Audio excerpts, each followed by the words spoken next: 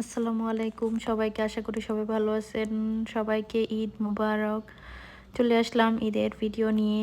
তো এটা হচ্ছে ঈদের দিন সকালবেলার ভিডিও, যখন আমরা মসজিদে যাচ্ছিলাম ঈদের নামাজ পড়ার জন্য। ভাইয়া ঈদ মোবারক। ঈদ মোবারক। নাবিল ঈদ মোবারক। হ্যাঁ, সবাই ঈদ মোবারক।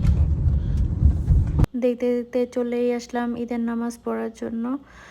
তো এটা ছিল একটা স্টেডিয়াম রিজাইনার। এইবার আমাদের ঈদের নামাজ পড়ার জন্য এই জায়গাটাই অ্যারেঞ্জ করা হয়েছে। আর ওই দিন এত বাতাস ছিল ঈদের দিন যে বলার মতো না, আর এত ঠান্ডা তো বলার মতো না। তার মধ্যে আমি শীতের কাপড় কিছুই নিয়ে যাই নাই। যে পরিমাণে ঠান্ডা ছিল, খালি মনে হচ্ছিল যে কখন নামাজ শেষ হবে, কখন বাসায় যাব। আর বসে থাকতে থাকতে মনে হচ্ছিল আমার হাতগুলো একদম বরফ হয়ে গেছে। নামাজ শেষ করে যখন বাসায় যাব, তখন শান্ত ভাই আমাদের সাথে ছিলেন আর ওনার গাড়ি খুঁজে পাচ্ছিল না। মানে আমার মনে হচ্ছিল যে আর একটু লেট হলে আমি কান্না করে দিব, এত এত ঠান্ডা লাগতেছিল যে বলার মতো না। যাই হোক, এই ঠান্ডার মধ্যে ঈদের নামাজ পড়ে কষ্ট হলেও মন্দ ছিল না।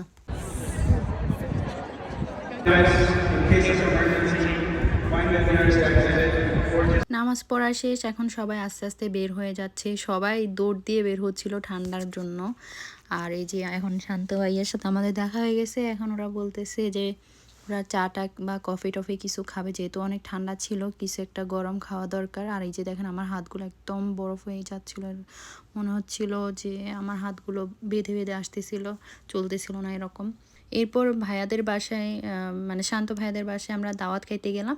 ওনারা পোলাও, গরুর মাংস, তারপরে রোস্ট আর হচ্ছে কি একটা ডেজার্ট বানাইছিল, যেটা অনেক মজা ছিল এগুলো। আর খাবারগুলো সত্যি একদম দেশি ফ্লেভার আসতেছিল, যে আমি একদম পেট ভরে খাইছি। আমার অনেক দিন পর আমার মনে হচ্ছে যে না, আমি কিছু খাইছি যেটা আমার দেশি ভাইব আসতেছিল খাবারগুলোর থেকে। তো আমি অনেক খাইছি।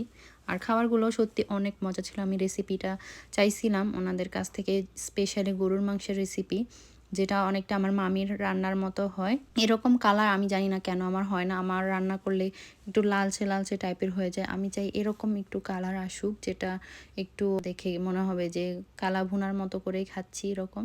তো এরপরে ভাবি আমাকে ডেজার্টটা সার্ভ করতেছিল, যেটার কালারটা দেখতে অনেক ভালো লাগতেছিল। ভাবি বলতেছে এটা নাকি আরও ভালো হয়, কিন্তু আজকে নাকি ভালো হয় না। তারপর আমার কাছে ভালো লাগছে, চিনি কম ছিল, তারপর অনেক মজা ছিল। আর ভাবি আমাকে বলছিল মিষ্টি দিয়ে খাইতে, আমি খাই নাই, কারণ পেট একদম ফুল ছিল, যেহেতু মেন কোর্সটা বেশি খেয়ে ফেলছিলাম তার জন্য। যাই হোক, অনেক দিন পরে ভালো খাবার খেয়ে অনেক ভালো লাগতেছিল। তার মানেই না যে আমরা ভালো খাবার খাই না, খাই, কিন্তু আমারটা এত মজা হয় না। আমি চেষ্টা করি অনেক ভালো করে রান্না করতে, কিন্তু আমার কেন জানি না ওরকম ভালো হয় না যেটা আমি চাই। তারপরে এই যে ভাইয়া আসছে, নোবেল ভাইয়া আসছিল অনেক পরে, আমাদের সাথে আসেন নাই। আর এই যে ভাবি, আমি বলতেছিলাম যে একটু ভিডিও করে, এই যে ভাইয়া, আর ওই যে দেখেন নাবিল এখানে প্লেট বাটি ধুচ্ছিল। তারপরে আমরা খাওয়া দাওয়া শেষ করে আমরা বিকালে গেলাম একটু ঘুরতে। ঈদ আর একটু ঘুরবো না, এটা কি হতে পারে? রোজার ঈদের সময় ভাইয়া আর ভাবি ওনারা বানফে ছিল, তো যার জন্য হচ্ছে গিয়ে আমাদের সাথে আমরা ঘুরতে যেতে পারি নাই। তো কোরবানির ঈদে আমরা ভাবলাম যে কি করব, যেহেতু দিন অনেক বড় এখন, তো ভাবলাম যে কোথা থেকে ঘুরে আসি। তো আমরা গেলাম আশেপাশে কয়েকটা জায়গায় গেলাম, যেখানে ঘুরে অনেক ভালো লাগছিল। এত এই ভিডিওতে আমি আসলে ওই রোডটা দেখানোর ট্রাই করতেছিলাম, যে অনেক উঁচার থেকে আমরা নামতেছিলাম, রোডটা অনেক নিচু ছিল, ওইটা দেখানোর ট্রাই করতেছিলাম, কিন্তু ফোনের ক্যামেরাতে কেন জানি না এটা বোঝা যাচ্ছিল না।